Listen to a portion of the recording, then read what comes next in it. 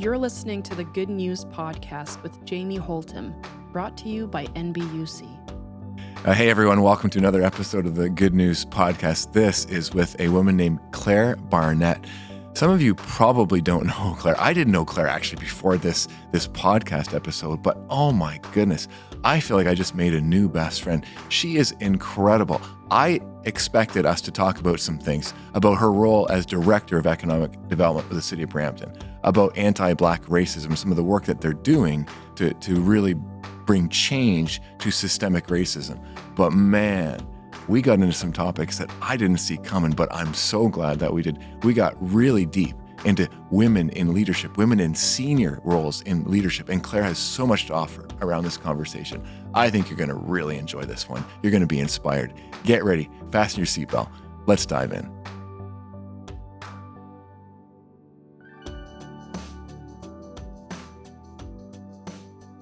Well, welcome everybody to the Good News Podcast, and so glad that you could join us today. As always, we have a very special guest. This is Clare Barnett, and Clare is the Director of Economic Development with the City of Brampton, a very significant role, always, but especially now through COVID and in these changing times. Clare, I'm really, really grateful to have you on the Good News Podcast today, and I am really looking forward to our conversation. If it would just be great to start, like how you even got to where you are today, that journey. Everyone's got a journey, like we all do, and I can't wait to hear yours and how you got into this role with the City of Brampton. Thank you, and thank you very much for having me. This is a pleasure and a great experience. So thank you very much for inviting me to be a part of this, and wonderful to connect with you. I've heard wonderful things about you and the work that you do. So just off the beginning, I wanted to say thank you for having me. Thank you. It has been a journey. It has been incredible career path until now with the City of Brampton, leaving me here.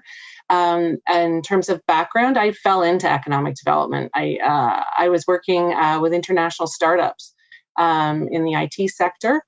And I was 5 months pregnant with my first son, and the bottom dropped out of the internet industry and many startups closed. And at that point, my husband and I thought, okay, one of us needs to grow up. One of us needs to get a serious job with the benefits and pension that our parents always tell us to go and get. And I applied for a position with the Ontario government, working with foreign investors to come and set up in the province of Ontario. I didn't even really know what that meant, right? But I got the job and I have not looked back. It has been interesting, exciting. I learn every single day. I have had incredible assignments with Ontario. I was Ontario's representative in the United Kingdom for 3 years. And that meant really just fostering closer economic connections and economic ties between Ontario and the United Kingdom and Ireland. I set up Ontario's first investment office as well. Wow. And worked on international marketing campaigns. Not hard work when you really find meaning in your work, and that is creating jobs and bringing businesses to create jobs in communities across the province. So for over 15 years, that's the kind of work that I did with the province. And then there was really a crossroads. It was, I wanted to learn something new. I wanted to stay in government. I knew that was something that I had learned to really appreciate, being in public service. And the position with Brampton became available, and almost serendipity. I wasn't going to apply. I wasn't unhappy in the Ontario government. I was enjoying the assignments that I was having. But a friend of mine just started a role with one of the partners in the city. And she said, you have to just go and talk to the recruiter and meet the city. And I didn't look back. I appreciated every person I met. I appreciated the authenticity of the people that I was meeting. And I have loved every minute of working for the city. And how long has it been that you've been with the City of Brampton? It'll be 2 years this summer. Okay. It's 2 years in July. Yeah. So still quite new. Wow. Okay. It's amazing, eh? There's so many levels of what you just said that I would love to delve into. And I guess maybe start with that last comment. Like, you've been at the City of Brampton in a very senior, significant role as a director for 2 years. And let's face it, close to 18 months of that now has been COVID and this pandemic. And so I just got to slide into that for a little bit here. Like, how has that impacted your role and the work that you do? I think because we're all still trying to figure that out, like as far as the change that this has brought, this pandemic, and as things start to open up a little bit and we start to see some light and there's opportunities to be, back together in person. I think it's going to be just as challenging to make that transition and what that looks like as it was when COVID happened, like almost 18 months ago. So what's it been like for you in such a significant leadership role, being so new to the role? COVID hits, pandemic's here, and what's all that been like for you? Yeah, crazy times for I sure. bet. Like crazy. First of all, I'm exceptionally blessed with an incredible team of people to work with every day in our department. They are people who know what they're doing. They are 100% committed to businesses and residents. They have hearts of gold. Honestly, I cannot speak more highly than the team of people I work with every day in our economic development office. Extremely hardworking. So that makes a difference. When everybody has stepped up and put the city before their own needs. It's an incredible thing to witness. And so I think we motivate each other by doing that every day. I think what I've noticed over the last 2 years is all of the experience I had from the Ontario government is welcomed from an economic development perspective at the city. So everything that I have done in 15, 16 years with the province, I've been able to apply to the city. And that, I think, has really helped us shape an economic recovery strategy. It has helped shape the way we respond. I have a very calm demeanor.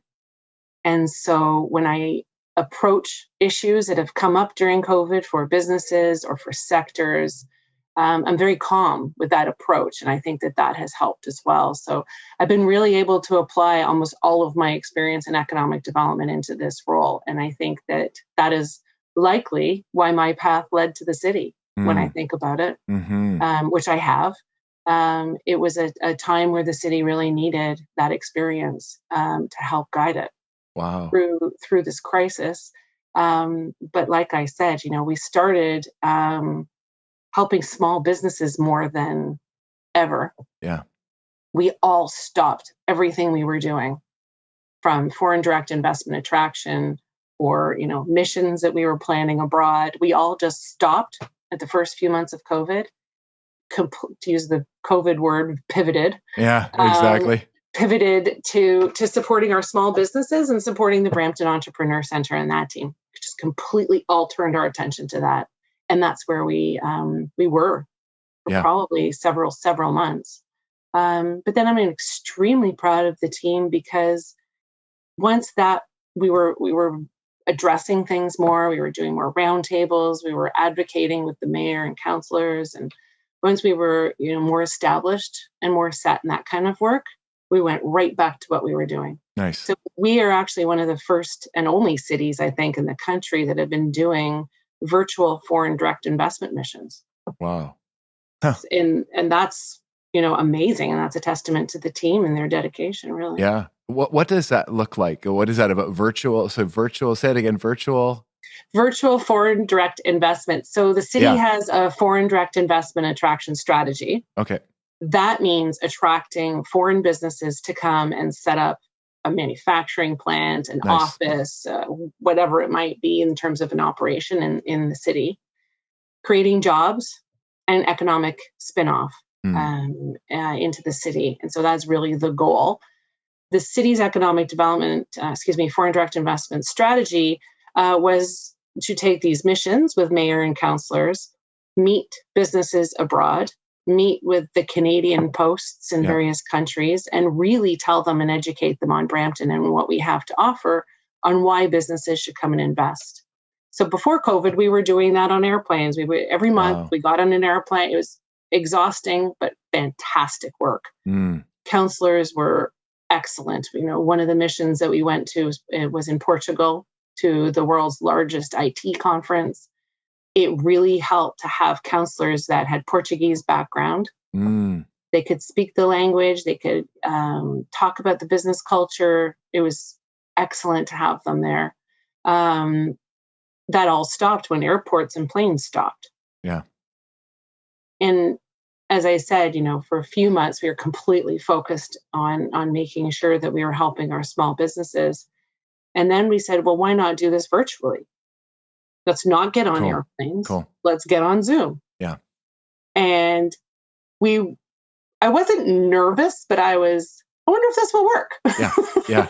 Haven't we all had so many of those this last year and a half? Yeah. Oh, totally. Gotta give it a go. I have no idea whether it'll actually work. We're just going to try it. We're just going to try this. And luckily we have a mayor and councillors who are like, okay, let's try it. Yeah.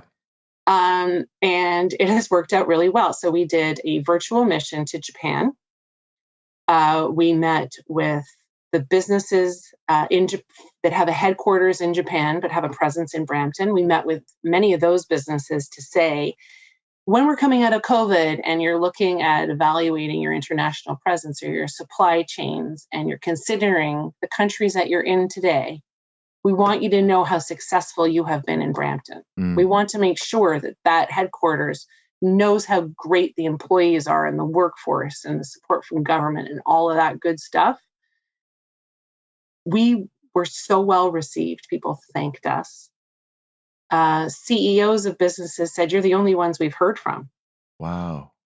So when those CEOs look at their global presence and they think, where should we be? They're going to go where they remember and they've been appreciated. Yeah. That work really matters. So we've done a virtual mission to Japan. We've done one to Germany.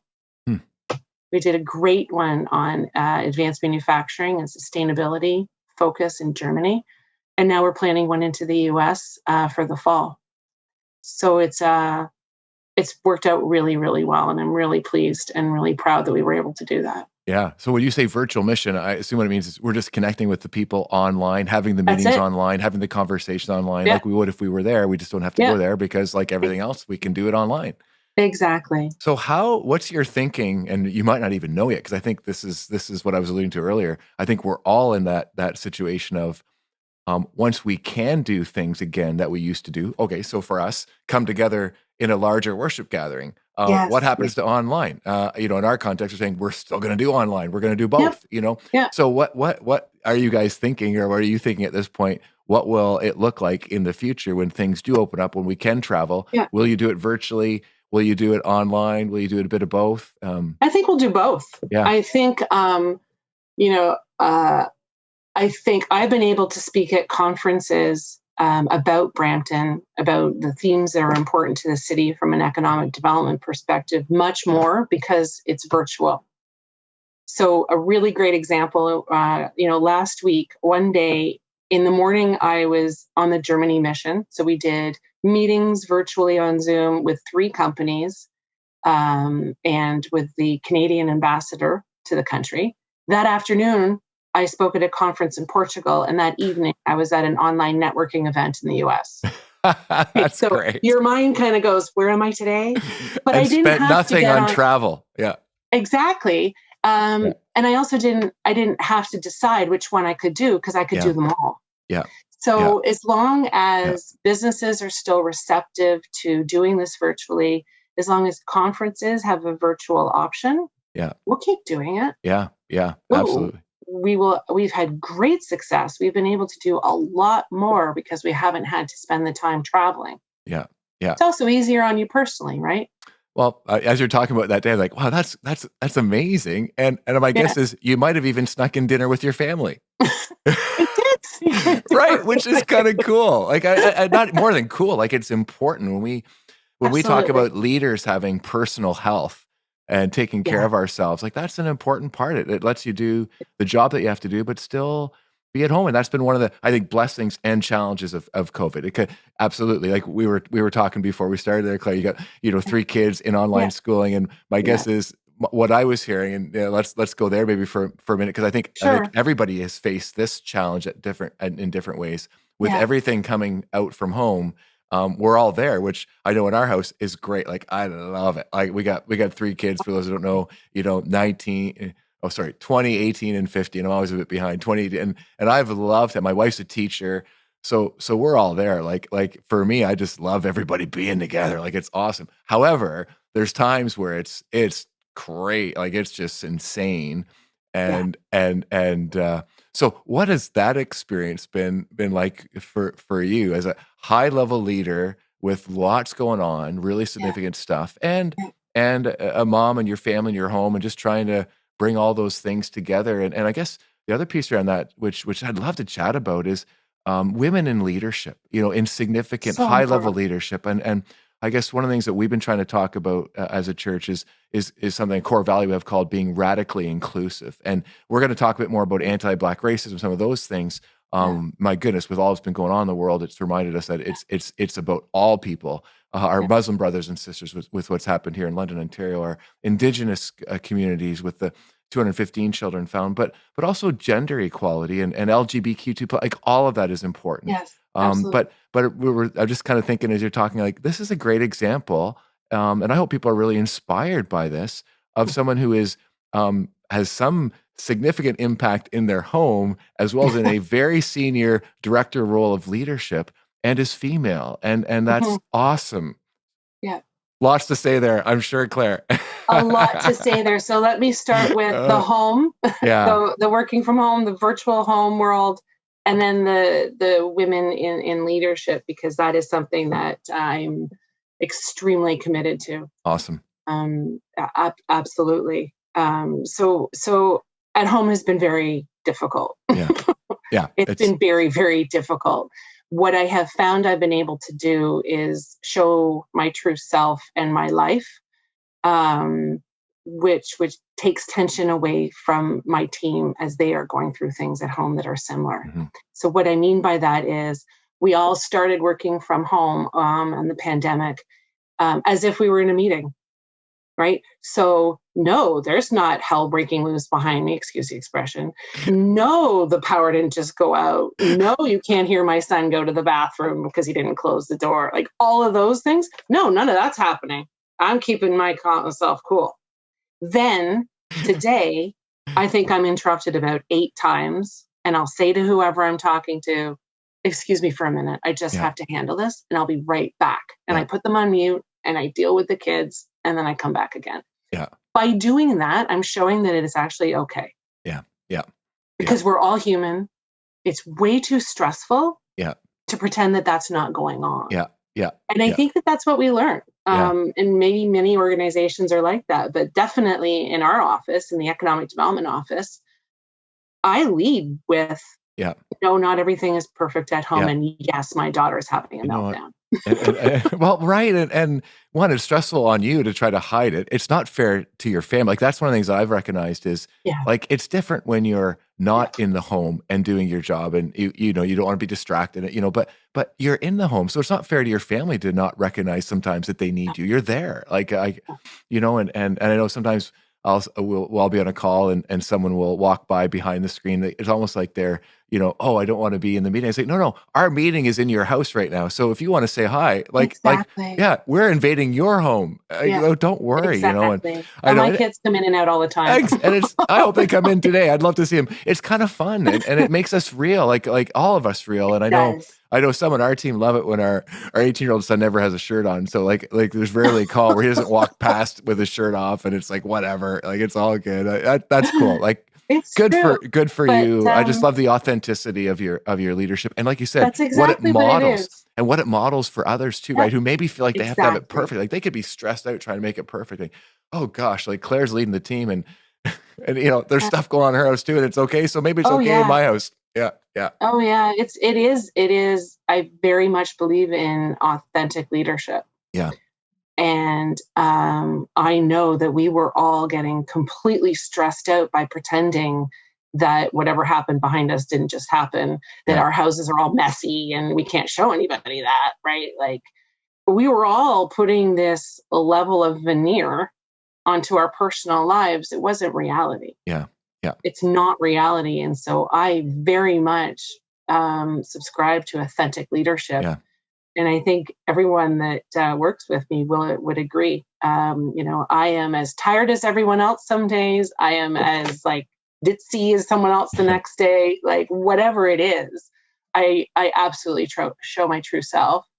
And I think that because I'm a woman, I'm also very sensitive to mothers right now and women in the workforce and economic development related to women in the workforce. Yeah. So to segue to that part of your comments and your question earlier, I'm 100% committed to ensuring that whatever I can do to support women in the workforce, I will do. Yeah.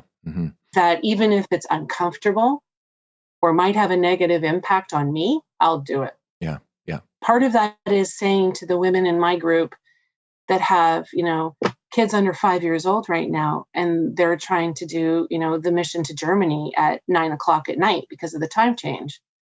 And I say, I got it. Yeah. Please go take care of your kids. Don't worry about it. Up to them if they want to come and show up and do it because they've tucked the kids in and all of that's working. But I also have done conference calls grocery shopping. Yeah. Because I don't have there's no milk, there's no vegetables, right? Yeah. I don't have a choice. I've lined up to get in the grocery store. I'm in the grocery store, but I'm fully listening to you while I'm getting my lettuce. Yeah. That's awesome. I'm totally honest about that kind of stuff because it breaks down the stress for other people. Yeah. Yeah. And as a woman leader, I need to show that side of me. I can't, it's interesting because I think women in the workforce, women in leadership roles has totally evolved over the last 10 years even. Yeah. Yeah. When I worked in the UK, I was a member of an organization called Pink Shoe Club. And it was very senior politicians. In fact, Theresa May was a member before she became prime minister. Okay. Heads of banks, women that were older than me at the time, probably late 50s in their careers. And they grew up in their sectors or their industries having to emulate men. I had to dress like men, blue suits, white blouses done up to the top, nothing showing character or personality. Yeah. That is what it was like for women back at that time. And the Pink Shoe Club was wear bright pink shoes. Don't do that. Don't show yourselves. Yeah. Show you're a woman. Yeah. You can be female and lead well and lead high. And you have a different way of approaching. You have a different way of approaching work, and it's not wrong. Yeah. Yeah. Just because it's not like how a man would. There's years of research to show either way, what right or wrong. But the Pink Shoe Club, the whole point of it was wear bright pink shoes. Nice. And that is when I realized I can be me and be successful. I don't have to emulate what's around me in terms of male leadership because, frankly, economic development is male dominated. Yeah. I'm one of the very few economic development directors in the country that's a woman. Most of my career at the Ontario government was being the only woman at the table. And I think I suffered for that. And I've learned from it. And I won't let that happen to other women. I just won't. I just want to say amen. And whatever we can do, we need to be in this together. That's part of the one. And this wasn't on our list of talking points. But I'm so glad it's so important. Oh, I 100,000% agree, Claire. And I just love to to talk a bit more about this if we could, to be honest. And because I think sometimes some people may have the best of intentions, actually, hopefully, really believe that we are created equal and we all bring, though, like you say, different gifts and strengths, male or female, that when we can align ourselves with one another, when we can be open to each other, collaborate together, the world is a better place. Our leadership is better. It just is. Right? But so it would be cool to talk about a negative experience without necessarily naming a person, but a negative experience you've had for yourself or either a women in leadership, just so we can get a sense of what kind of things are still happening that we just need to really kind of rethink and move past. And then maybe a positive, I think the Pink Shoe Club was an example, but just another positive example, just to help everybody really get real with this and what's still happening. My sense is, is that we've come a long way, but we still got a long way to go, to be honest, and want to see that happen. And so it would help us kind of, if we talk a bit more, but I think get at what does it look like? What's concrete? Good, bad? Where do we want to go? Yeah. I can give you many examples, and I'll try and make sure that I am not giving away anything. I know what you mean. I wasn't trying to. I didn't want to put you on the spot exactly. No, my God, no, I don't mind in the least, and it's so important. And I find that at my stage in my career, what I can share at this point will make it better for the women behind me coming into these roles, and I find that is almost one of the reasons I have been in this kind of job. Yeah. Because I need to ensure that I make this a better place for women. Yeah. Yeah. And Claire, especially as you say, in economic development, where it has been largely male dominated. God, I've had experiences where I've been working on investment projects for a manufacturing plant, and I have had colleagues turn to me and say, "Do you understand about the equipment that they're talking about?" Thanks. I may not be an engineer, but I got it. Yeah. Yeah. Right. Yeah. Like I as much as I need to know, I got it. Yeah. You need permits and you need a lot of space. I understand. Yeah. Yeah. Right. But the fact that they looked at you in particular, if I could say the female around the table and just made an assumption that was wrong. Yeah. I would say more times than I would care to confess, I have felt like I'm being patted on the head in meetings. Like, they're there. Thanks for your comment, little girl. Moving along. Yeah. It's all the things that you read about or women read about in certain business publications or many, many management books that have been written. Yeah. You feel often that you're not being heard. A man can say the exact same thing in a meeting and he will be heard. There are things you can do to help that change. And President Obama, an incredible example of what he would do to try and make just that kind of thing change. So if a woman spoke at a meeting and was largely ignored and then a man said it, he would say, well, as Claire just said. Nice. Right? He would do stuff like that. Yeah. If everybody did that in a meeting going forward, if everybody noticed it, that baby step would make a difference. Exactly. If every man realized that just because I'm not a man or an engineer doesn't mean I'm not going to understand. Yeah. Stopped to think about it before they said it, it would make a world of difference for women in the workforce. I have been on senior leadership teams where it's all men, and I have felt patronized in every meeting. Yeah. Absolutely patronized. It's like, just because I'm a woman, really? Yeah. Like, it shocks me that we're still there. Yeah. Yeah. And this is not Brampton. This is like everywhere I've worked. Yeah. It's being the only woman, but being treated either as you're not smart enough or you're a girl is so depressing. I got to tell you, some days I'm just like, I don't know if I can keep doing this, but then I pick myself up and I dust myself off and off I go, because there are women that I know have done the same for me. Yeah. Yeah. Yeah. And I have to remember that it wasn't easy for the women ahead of me that did this stuff. And I don't want to let them down. And I don't want to let my daughter down or my sons, because my sons have not been raised like this. Yeah. Yeah. And in fact, they joke with me, they're their little girl. I'll be like, It's almost a joke at our house. It's kind of funny. Humor is big in our house. That's great. Yeah.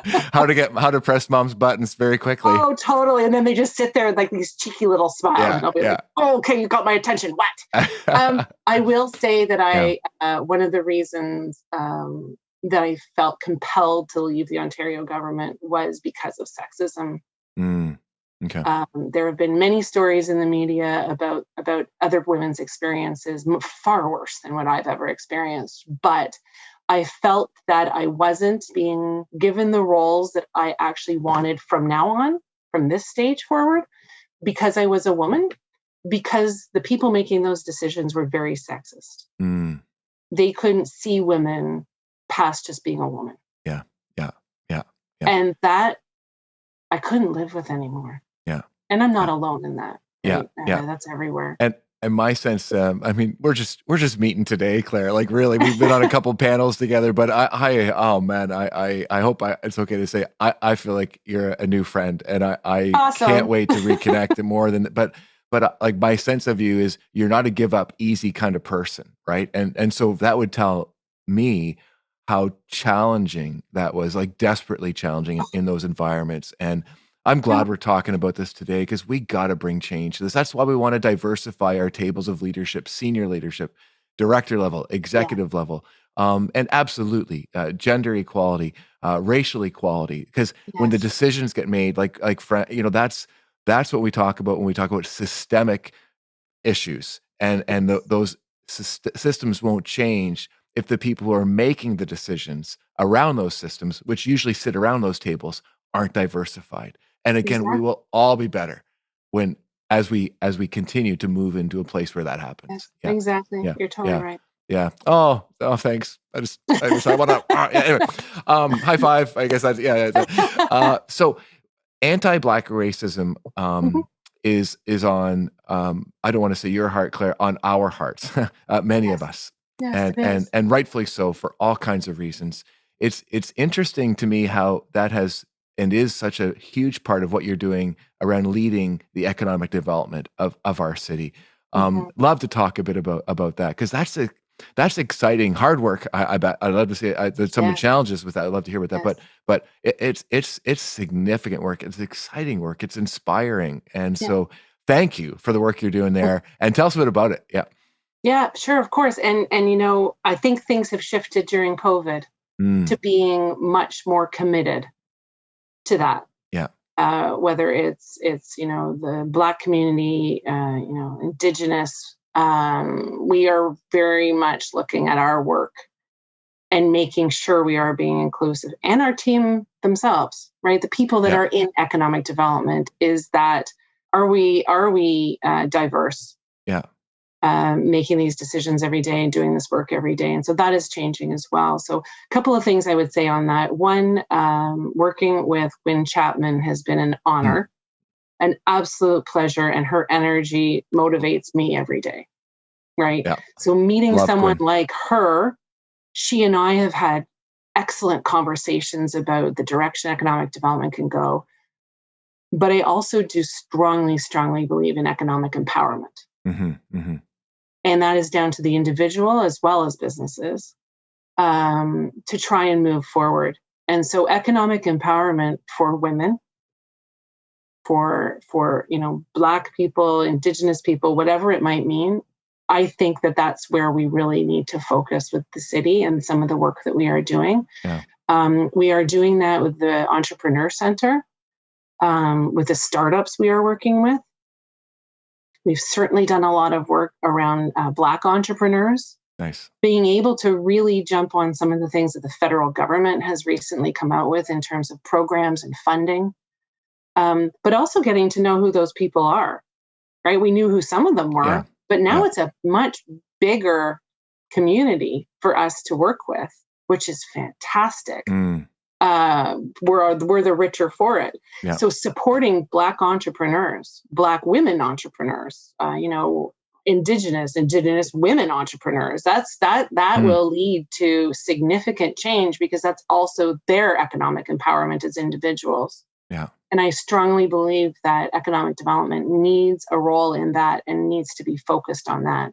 When a person has, whether they've been to university or not, if they've set up a business or they're working at a business, when they personally feel economically stable, the world is a much better place, Yeah. Yeah. much better place. Economic independence. Yeah. And we've seen that throughout history. Yeah. For And I sure. think that is really, really important. So that is a lot of my thinking right now on individual economic empowerment and what that brings to people, families, residents in a community. We are also starting to do foreign direct investment work into Africa and the Caribbean, Hmm. which has never been done before. And I'm not sure many cities are doing that. Wow. And that is really exciting and very unique to Brampton. So we work with a wonderful woman that we've hired on our team. And she has put together a strategy, a plan, who she's presenting it to council next week, I believe it is, for approval to proceed. And that will begin as virtual. But we're looking at things like becoming part of the Caribbean startup community. Mm, Because once they've grown their businesses or started their businesses in the Caribbean and they're looking at new markets, naturally those entrepreneurs and startups would look at Miami and look at the US. We'd like them to look at Brampton. Wow. We'd like them to be part of our community. Yeah. We'd like to welcome them with an incredibly diverse city to come and be a part of that and become a part of our new innovation district and the whole startup ecosystem we've been developing. That's really impactful. Yeah. That really matters. Africa, same thing. We've been looking at countries like Kenya. Kenya has a significant tech sector now. Most of the American multinationals have invested in Kenya and employ hundreds and hundreds of people. Yeah. What that means for a city like Brampton is those individuals are then going to leave to start their own businesses or look at international partnerships. And we want Brampton to be a recipient of that. The challenge with that work is we see opportunity everywhere. We see it across Africa. We see it across the Caribbean. We have to focus.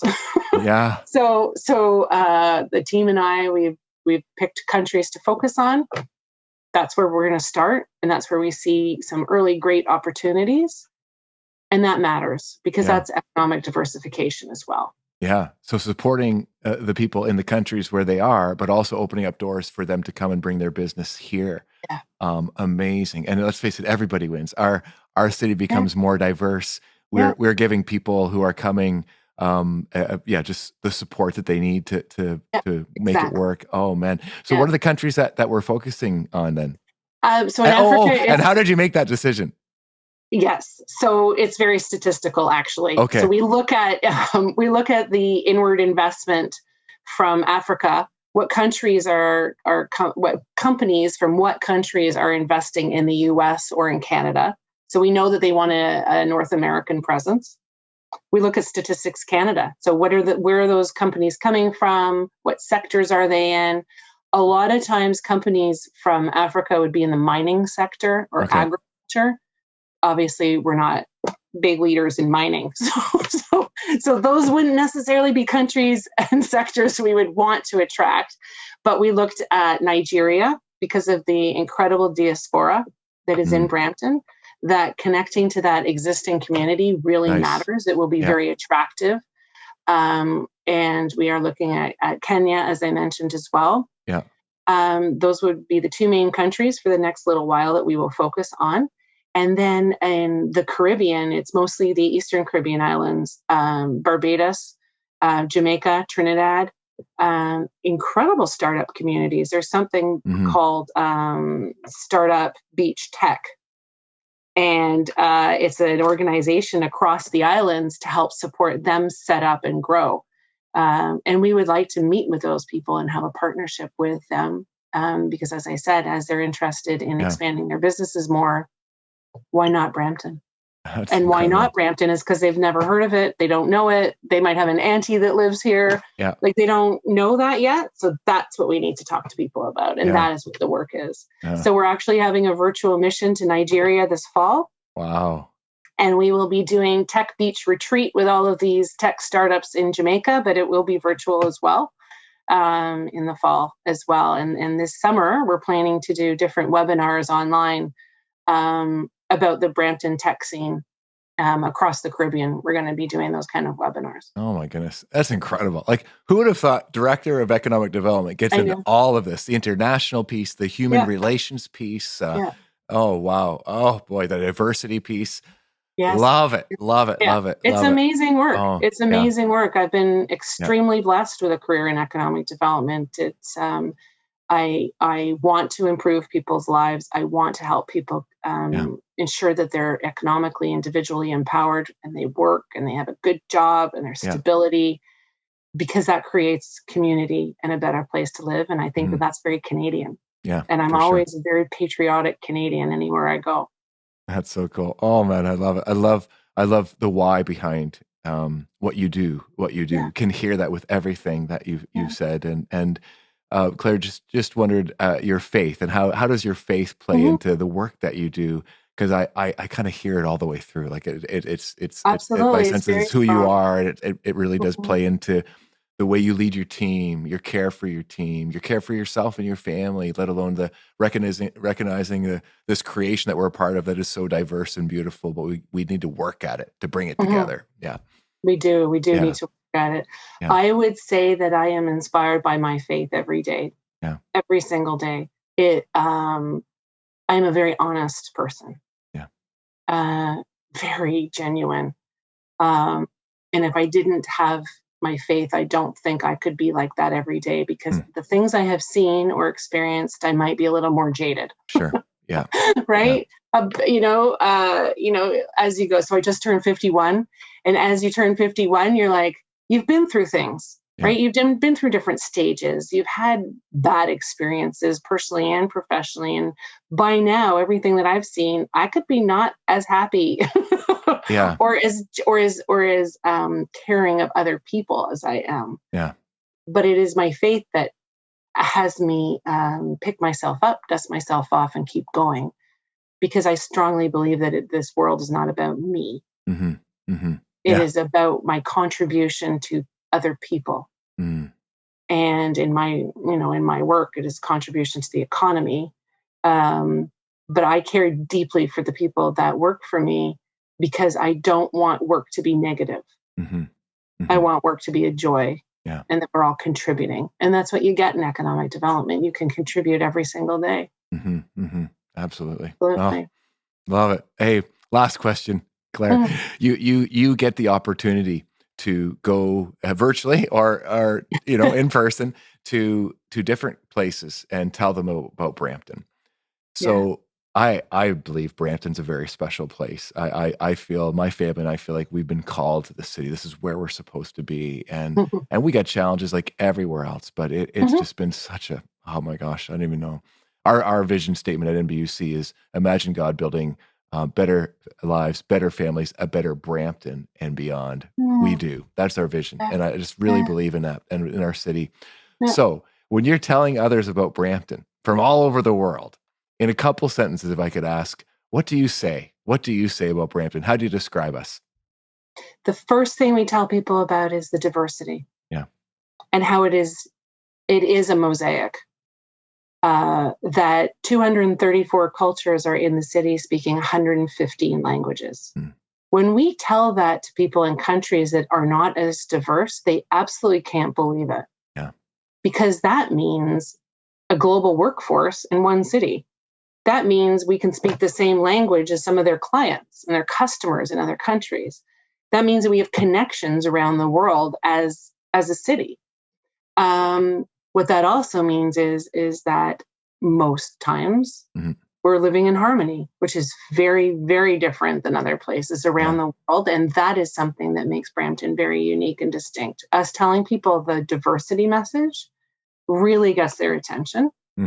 We tell people how we were like a bedroom community or a suburb, and now it's a city that's being built independent, strong. We talk a lot about the council and the mayor, about the youthfulness, the energy, and the transformation that they're leading. And there's a line in our marketing material about Brampton is on the cusp of a transformation. And I think that summarizes it all. Yeah. And, I grew up in downtown Toronto, went to school downtown Toronto. I've probably traveled more around the world than I ever went to Brampton as a kid, right? And when I went to Brampton the first few times, and I went down, Old Main Street with those beautiful old buildings, I couldn't believe how beautiful it was, how historic it was. I think that gets lost. There is an incredible history to Brampton's economy, which sounds really nerdy to talk about, but I do talk about it with people because I'm an economic nerd, right? Yeah. So I talk to business leaders about that, and it depends where we are and what the meeting and the context is. But oftentimes people will just think, oh, you're a suburb of Toronto. But actually, we were the flower city, and I tell them what that means, right? So hundreds of years ago, we had an economy, an agricultural and floral economy. Yeah. That kind of stuff really matters. I know it sounds totally nerdy, but in the context of a business meeting, it gives them interesting facts about Brampton that differentiates us. Absolutely. And that is what the goal is. When we meet with businesses, they will meet with 10 Clare Barnetts in that week. So what matters is our personalities and our personal relationships that we develop with those businesses. That really, really matters, because then they remember Brampton. the other thing that we have to do is make sure that we give them nuggets that are relevant to them that differentiate Brampton from every other city that they've met with. And things like I just mentioned in terms of diversity or economic history, those are the little nuggets they remember. Yeah. And we got a dynamo who's awesome as our Director of Economic Development. Oh, thank you. Yeah, no, for sure. Oh, Claire, thank you so much for today. Man, I've really enjoyed this conversation, and I'm sure our listeners and watchers will as well. I'd love to just close with a prayer for you, for your leadership, for our city, as we've talked about it. So yeah, let's do that. Let's pray. Thank you very much. Thank you. My pleasure. Absolutely. Oh, loving and gracious God, been so inspired by this conversation, and thank you for your leading of it. Bless Claire, her family, her home, her team, our city, our council, our mayor, Patrick Brown, for all the different ways that you are leading us, the diversity of this city, the uniqueness of Brampton. It's a privilege, it's a joy to be a part of it, and just continue to develop us in a way that we can be your human race together, working together, playing together, living together, blessing others together. And just again, thank you for the many ways that you do that through Claire and her team. And just thank you again for this conversation and for your presence in it all. In Jesus' name we pray. Amen. Amen. Well, Claire, thanks again so much for being part of the Good News Podcast today. It's my pleasure. Thank you so much. As you were praying, my sons walked in. Oh, that's cool. I was hoping that they would. I wanted to say hi for me. And, I will. Yeah, please do. And thanks to everyone for joining us on the Good News Podcast. And please, if you've been blessed by this episode, share it with some other people. This is good news that we want to share. And it's been a pleasure sharing some time together. See you next time. Wow. Well, thanks for joining us, everybody. I don't even know where to start. That one just moved me so deeply. Again, talking about women in leadership, we need to keep bringing change to get different people, diverse people around tables where decisions are being made. So let's keep working at this together, friends, and we will be better together. I love that we got to talk a bit about COVID and the realities of COVID. When Claire was talking about how her kids just jump into her Zoom calls and she stops a meeting, like these are big meetings with big people, important people, if you know what I mean. She just stops them and says, I need to deal with my kids. I just love the authenticity. It's freeing for all of us. So thanks again to Claire. Thanks again to you for joining us. Next week, we got a conversation that I can't wait to have with the national basketball coach of our women's Canadian team, Lisa Tomaitis, and it's going to be an awesome one. Hope you can join us for that as well. And something very new, brand new. You can check us out on Instagram at Good News with Jamie Holtum. Check it out. Start to follow us. Get connected. We're glad you're part of the Good News team. See you soon.